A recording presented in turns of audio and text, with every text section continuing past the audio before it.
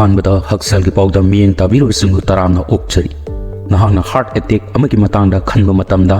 ꯅꯍꯥꯛꯅ ꯈꯟꯕ ꯌꯥꯏ ꯀꯅꯥꯒꯨꯝꯕꯅ ꯃꯈꯣꯏꯒꯤ ꯊꯕꯥꯛꯇ ꯀꯟꯅ ꯄꯥꯏꯁꯟꯕ ꯑꯃꯁꯨꯡ ꯂꯩꯃꯥꯏꯗ ꯇꯥꯗꯨꯅ ꯂꯩꯕ ꯑꯁꯤ ꯑꯗꯨꯝ ꯑꯣꯏꯅꯃꯛ ꯁꯥꯏꯂꯦꯟ ꯍꯥꯔꯠ ꯑꯦꯇꯦꯛ ꯑꯁꯤ ꯌꯥꯝꯅ ꯊꯥꯖꯕ ꯋꯥꯠꯄ ꯑꯃꯁꯨꯡ ꯈꯪꯗꯣꯛꯄ ꯋꯥꯕ ꯑꯃꯅꯤ ꯃꯁꯤꯒꯤ ꯃꯈꯜ ꯑꯁꯤꯒꯤ ꯍꯥꯔꯠ ꯑꯦꯇꯦꯛ ꯑꯁꯤꯅ ꯈꯪꯕ ꯌꯥꯕ ꯂꯥꯏꯑꯣꯡ ꯑꯃꯠꯇ ꯄꯨꯊꯣꯛꯇꯦ ꯃꯁꯤꯒꯤ ꯐꯣꯜ ꯑꯣꯏꯅ ꯁꯥꯏꯂꯦꯟ ꯍꯥꯔꯠ ꯑꯦꯇꯦꯛ ꯊꯦꯡꯅꯔꯤꯕ ꯃꯤꯑꯣꯏ ꯀꯌꯥꯅ ꯃꯈꯥ ꯇꯥꯅ ꯇꯦꯁ ꯇꯧꯗ꯭ꯔꯤ ꯐꯥꯎꯕ ꯈꯪꯗꯦ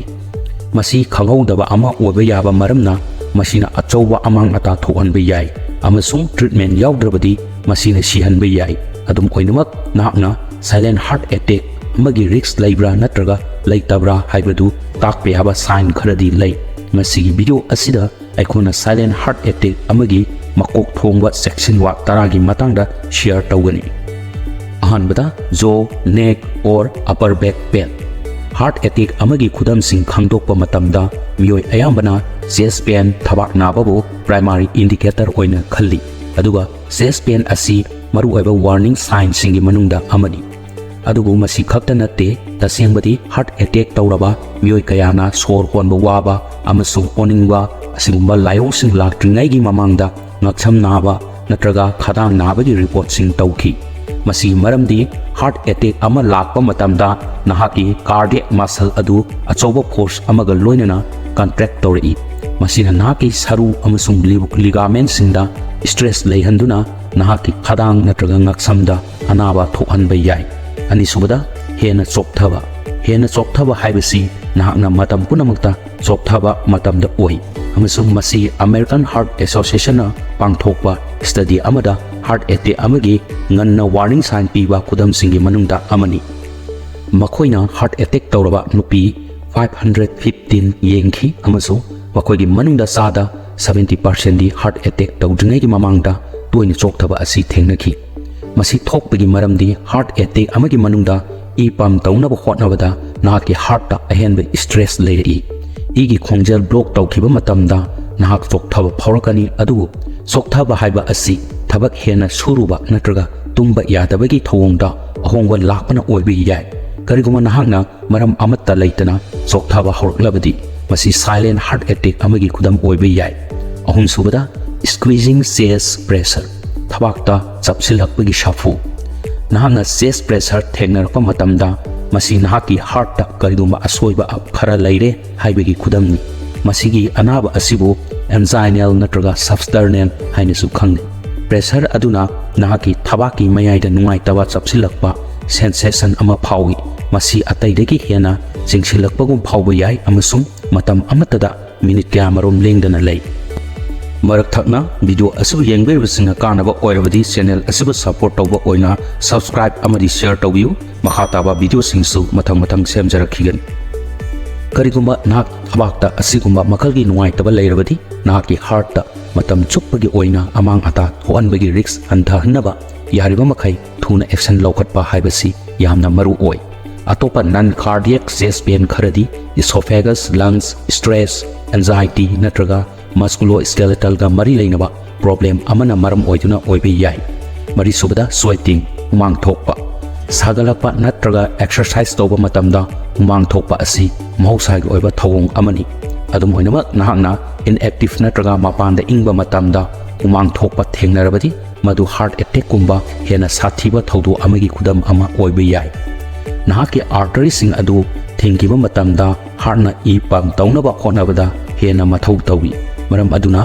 ꯑꯍꯦꯟꯕ ꯊꯕꯛ ꯁꯤꯖꯤꯟꯅꯔꯤꯉꯩꯒꯤ ꯃꯅꯨꯡꯗ ꯍꯛꯆꯥꯡꯒꯤ ꯇꯦꯝꯄꯦꯔꯦꯆꯔ ꯍꯟꯊꯍꯟꯅꯕ ꯅꯍꯥꯛꯀꯤ ꯍꯛꯆꯥꯡꯅ ꯍꯨꯃꯥꯡ ꯍꯦꯟꯅ ꯊꯣꯛꯂꯤꯕꯅꯤ ꯃꯔꯝ ꯑꯗꯨꯅ ꯀꯔꯤꯒꯨꯝꯕ ꯅꯍꯥꯛꯅ ꯃꯍꯧꯁꯥꯗꯒꯤ ꯍꯦꯟꯅ ꯍꯨꯃꯥꯡ ꯊꯣꯛꯂꯕꯗꯤ ꯑꯃꯁꯨꯡ ꯃꯁꯤ ꯑꯇꯣꯞꯄ ꯋꯥꯔꯅꯤꯡ ꯁꯥꯏꯟꯁꯤꯡꯒ ꯂꯣꯏꯅꯅ ꯑꯣꯅꯤꯡꯕ ꯀꯣꯛ ꯉꯥꯎꯕ ꯑꯃꯁꯨꯡ ꯀꯣꯛ ꯆꯤꯛꯂꯤ ꯇꯧꯕ ꯐꯥꯎꯔꯕꯗꯤ ꯈꯨꯗꯛꯇ ꯆꯦꯛꯑꯞ ꯇꯧꯅꯕ ꯆꯠꯄꯤꯌꯨ ꯃꯉꯥꯁꯨꯕꯗ ꯕ꯭ꯂꯣꯇꯤꯡ ꯅꯥꯎꯁꯤꯌꯥ ꯅꯠꯇ꯭ꯔꯒ ꯄꯣꯔ ꯑꯦꯄꯦꯇꯥꯏꯠ ꯅꯍꯥꯛꯅ ꯌꯥꯝꯅ ꯆꯥꯗꯕ ꯑꯃꯁꯨꯡ ꯑꯣꯅꯤꯡꯕ ꯐꯥꯎꯕ ꯃꯁꯤꯒꯤ ꯃꯄꯨꯡ ꯐꯥꯕ ꯐꯤꯚꯝ ꯑꯁꯤ ꯅꯍꯥꯛꯀꯤ ꯍꯥꯔꯠ ꯐꯦꯜ ꯑꯣꯏꯔꯛꯄꯒꯤ ꯐꯤꯚꯝ ꯑꯣꯏꯕ ꯌꯥꯏ ꯃꯍꯤ ꯃꯅꯥꯏꯁꯤꯡ ꯇꯨꯡꯁꯟꯗꯨꯅ ꯂꯩꯕ ꯃꯁꯤꯒꯤ ꯃꯊꯛꯇ ꯍꯥꯔꯠꯅ ꯐꯖꯅ ꯄꯝꯞ ꯇꯧꯗꯕꯅ ꯃꯔꯝ ꯑꯣꯏꯗꯨꯅ ꯑꯣꯏꯔꯤꯕꯅꯤ ꯀꯔꯤꯒꯨꯝꯕ ꯅꯍꯥꯛꯅ ꯃꯔꯝ ꯆꯥꯗꯅ ꯅꯍꯥꯛꯀꯤ ꯆꯥꯅꯤꯡ ꯊꯛꯅꯤꯡꯕꯗ ꯈꯪꯍꯧꯗꯅ ꯑꯍꯣꯡꯕ ꯂꯥꯛꯄ ꯇꯥꯔꯕꯗꯤ ꯆꯦꯛꯑꯞ ꯇꯧꯊꯣꯛꯄ ꯑꯁꯤ ꯑꯐꯕ ꯋꯥꯈꯜꯂꯣꯟ ꯑꯃꯅꯤ ꯇꯔꯨꯛꯁꯨꯕꯗ ꯀꯣꯛ ꯆꯤꯛꯂꯤ ꯇꯧꯕ ꯅꯠꯇ꯭ꯔꯒ ꯀꯣꯛ ꯉꯥꯎꯕ nahakna heart attack ama lakpa matamda nahaki haksangda oxygen gi chang walai maramdi heart ki akaknaba saruk amada e gi supply thingjin khibana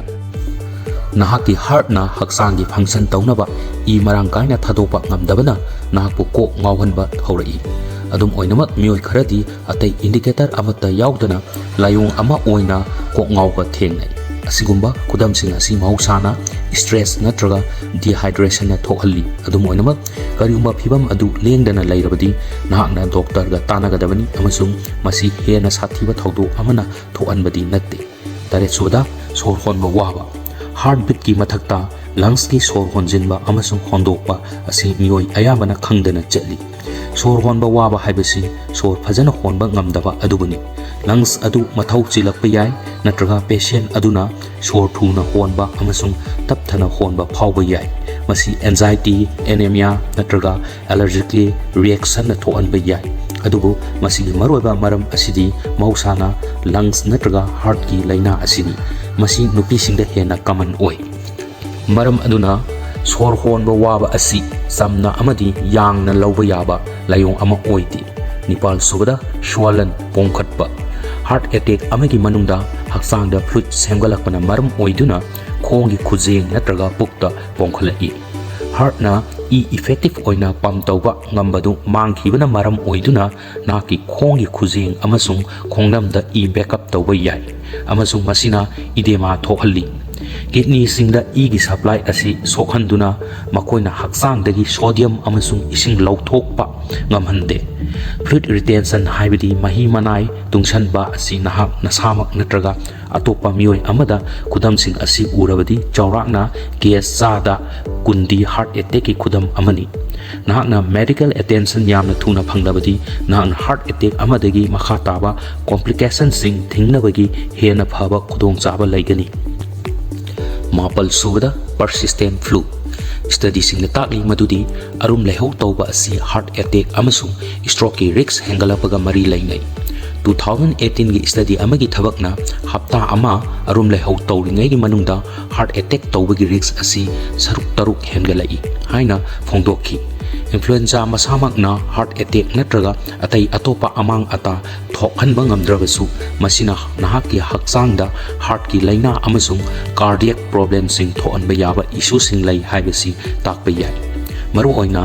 karigumba heart rate adu chang naina hengatpa horoklabadi nahakna sor honba waba natraga heart ka mari leinaba laina haibadi thabak naba natraga pressure na chingba thengnagani tara subada tumba yadaba tumba watpana achoba problem sing takpa yai journal current cardiology review amada phongba study amana tumba yadaba miyosingna heart ki laina lakpagi risk hengatli haima utli heart attack amagi case ta phet ki chang hena tungsalakba natraga blood clot tawna maram oiduna oi thangba coronary artery adu block tawi masina heart ki mafam kharada